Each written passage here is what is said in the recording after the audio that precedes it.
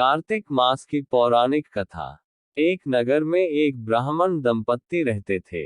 वे दोनों प्रतिदिन 7 कोस दूर गंगा और यमुना नदी में स्नान करने जाते थे। इतनी दूर आने जाने से ब्राह्मण की पत्नी थक जाती थी। एक दिन उसने अपने पति से कहा कि हमारा एक पुत्र होता तो कितना अच्छा रहता। पुत्र के बहू आती तो हमें घर वापस जाने पर खाना बना हुआ मिलता और बहू घर का काम भी कर देती।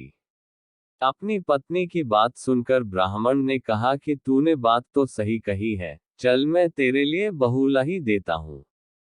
ब्राह्मण ने कहा कि एक पोटली में आटा डालकर कुछ मोहरे रख दे। ब्राह्मण के कहे अनुसार उसने पोटली बांधकर दे दी। पोटली लेकर ब्राह्मण चला गया। ब्राह्मण सफर के दौरान यमुना के किनारे बहुत ही सुंदर लड़कियां दिखाई दी। वे रेत में घर बनाकर खेल रही थी। उनमें से एक लड़की ने कहा कि मैं अपना घर नहीं बिगाड़ूंगी, मुझे तो रहने के लिए ये घर चाहिए। लड़की की बात सुनकर ब्राह्मण मन ही मन सोचने लगा कि बहू बनाने के लिए यही लड़की उचित है। जब वह लड़की जाने लगी तो ब्राह्मण भी उसके पीछे पीछे उसके घर तक चला गया। वहां जाकर ब्राह्मण ने उस लड़की से कहा, बेटी, कार्तिक मास चल रहा है इसलिए मैं किसी के घर खाना नहीं खाता। मैं अपने साथ आटा लेकर आया हूँ। तुम अपनी माता से पूछो कि क्या वह मेरे लिए आटा छानकर 4 रोटी बना देगी। यदि वह मेरा आटा छानकर रोटी बनाएगी तो ही मैं रोटी खा लूंगा। लड़की ने जाकर अपनी माँ को ये सारी बात बताई। माँ ने कहा, उचित है। जाकर ब्राह्मण देव से कह दो कि वह अपना आटा दे देल मैं रोटी बना दूंगी। जब वह आटा छानने लगी तो आटे में से मोहरे निकली। वह सोचने लगी कि जिसके आटे में इतनी मोहरे हैं, उसके घर में कितनी मोहरे होंगी। जब ब्राह्मण खाना खाने बैठा तो लड़की की मां ने उस ब्राह्मण से पूछा, क्या आपका कोई लड़का है और क्या आप उस लड़के की सगाई करने जा रहे हो। यह सुनकर ब्राह्मण ने कहा कि मेरा लड़का तो काशी में पढ़ने गया हुआ है, लेकिन यदि तुम कहो तो खांड कटोरे से विवाह करके तेरी बेटी को अपने साथ ले जाऊं। लड़की की मां ने कहा, ठीक है ब्राह्मण देव। इस पर लड़की की मां ने लड़की की खांड कटोरे से शादी करके ब्राह्मण के साथ भेज दिया। ब्राह्मण ने घर आकर कहा, रामू की मां, दरवाजा खोलकर देख, मैं तेरे लिए बहू लेकर आया हूं। ब्राह्मण की पत्नी भीतर से ही बोली, हमारे तो कोई बेटा बेटी नहीं है तो बहू कहां से आए। दुनिया ताने मारती थी, अब आप भी मारने लगे। ब्राह्मण ने कहा, तू दरवाजा खोलकर तो देख। जब ब्राह्मणी ने दरवाजा खोला तो सामने बहू को खड़ी देखा। उसने बहू का स्वागत किया और आदर सत्कार से अंदर ले गई। अब जब ब्राह्मण अपनी पत्नी के साथ नदी स्नान करने जाता तो पीछे से बहू घर का सारा काम करके और खाना बनाकर रखती थी। वह उनके कपड़े धोती और रात को हाथ पैर भी दबाती थी। इस तरह बहुत दिन बीत गए। ब्राह्मणी ने अपनी बहू से कहा कि बहू, कभी भी चूल्हे की आग मत बुझने देना और मटके का पानी खत्म मत होने देना। परंतु एक दिन चूल्हे की आग बुझ गई। यह देखकर बहू घबरा गई और भागी भागी अपनी पड़ोसन के पास गई और कहा कि मेरे चूल्हे की आग बुझ गई है, मुझे थोड़ी आग चाहिए। मेरे सास ससुर सुबह 5 बजे से गए हुए हैं। वह थके हुए घर आएंगे, इसलिए मुझे उनके लिए खाना बनाना है।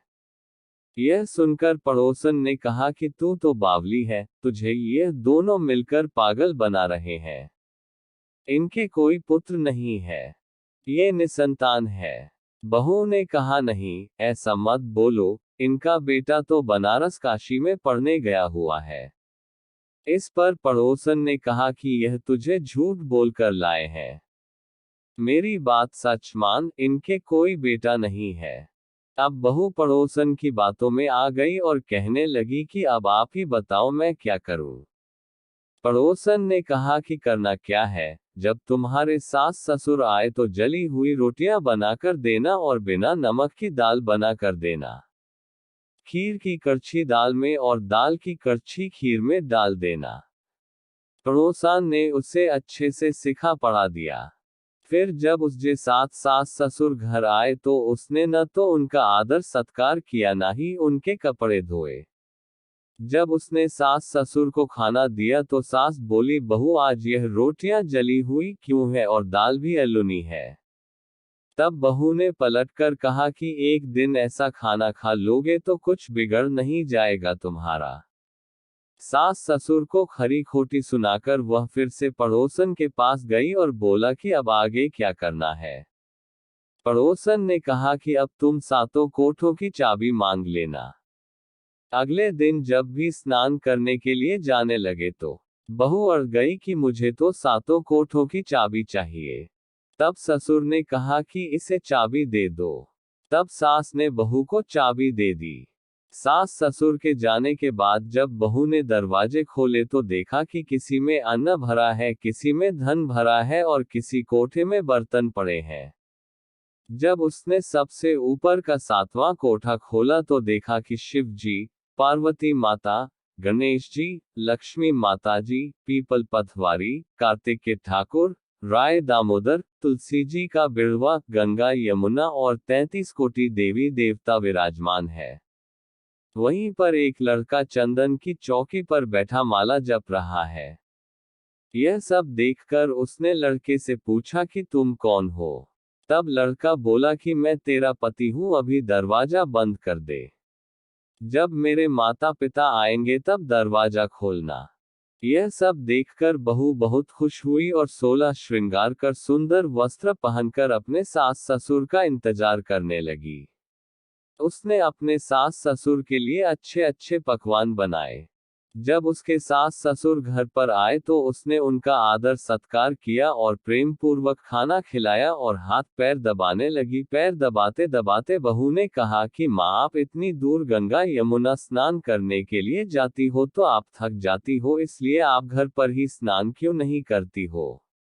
यह सुनकर सास कहने लगी कि बेटी, गंगा यमुना घर पर तो नहीं बहती है। तब उसने कहा, हाँ माँ जी बहती है, चलो मैं आपको दिखाती हूँ। जब बहू ने सातवां कोठा खोलकर दिखाया तो उसमें शिव जी, पार्वती जी, गणेश जी, लक्ष्मी जी, पीपल पथवारी, कार्तिक के ठाकुर, राय दामोदर, तुलसी जी का बिड़वा, गंगा यमुना बह रही है और 33 कोटि देवी देवता विराजमान है। वही चौकी पर बैठा एक लड़का माला जप रहा है। माँ ने उसे देखकर कहा कि बेटा तू कौन है। लड़का बोला, माँ मैं तेरा बेटा हूँ। तब ब्राह्मणी ने पूछा कि तू कहाँ से आया है। लड़के ने जवाब दिया कि मुझे कार्तिकदे ने भेजा है। माँ ने कहा, बेटा यह संसार कैसे मानेगा कि तू मेरा बेटा है। माँ ने कुछ विद्वान पंडितों से मदद मांगी। पंडितों ने कहा, इस पार बहू बेटा खड़े हो जाए और उस पार माँ खड़ी हो जाए। माँ ने चमड़े की अंगिया पहनी हो और छाती में से दूध की धार निकलकर बेटे की दाढ़ी मूछ भीगे और पवन पानी से गठजोड़ा बंधे, तब मानेगे कि यह इस माँ का ही बेटा है। उसने ऐसा ही किया। चमड़े की अंगिया फट गई और छाती में से दूध की धार निकलकर बेटे की दाढ़ी मूछ भीग गई। पवन पानी से बहू बेटे का गठजोड़ बंध गया। यह सब देखकर ब्राह्मण और उसकी पत्नी की खुशी का ठिकाना ना रहा। तो यह थी कार्तिक मास की कथा। हे कार्तिक के ठाकुर, जैसे ब्राह्मण और ब्राह्मणी को बहू बेटा दिया वैसे सबको देना। कार्तिक मास की कथा कहने, सुनने और हुकारा भरने वाले सब पर कृपा करना।